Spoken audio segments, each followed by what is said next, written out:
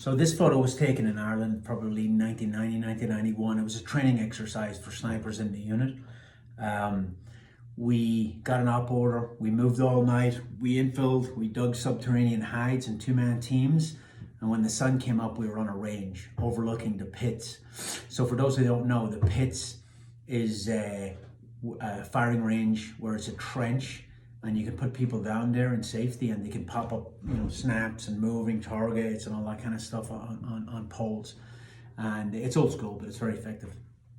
So we had 6 teams overwatching this area with 24 lanes. So it was a really wide area that we were observing, and our mission was to, from a concealed position, observe the target area for 12 hours straight in a 2-man team.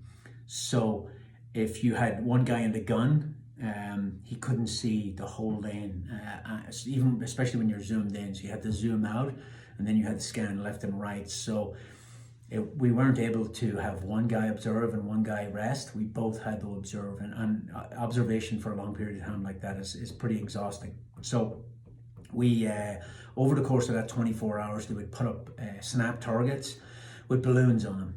And each team had its own balloon color. I think ours was red, but it was a long time ago. So we had to sit and observe. And when the red target came up, we had to shoot it. So after about an hour and a half, a couple of targets had come up, 6 different colors. And then they had a color for civilians as well that were obviously no shoots.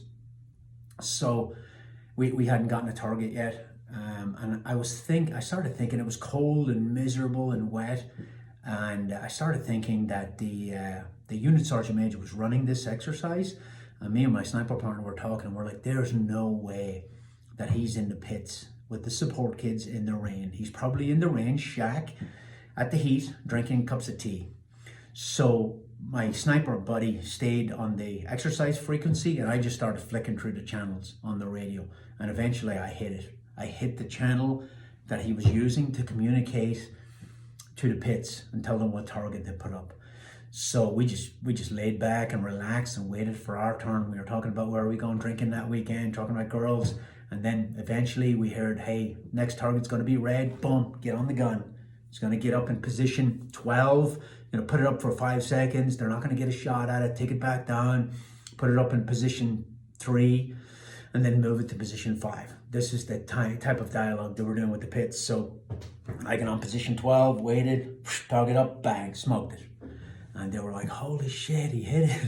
And the sergeant major was like, it was probably a fluke. He was probably scanning and it just came up in front of his reticle.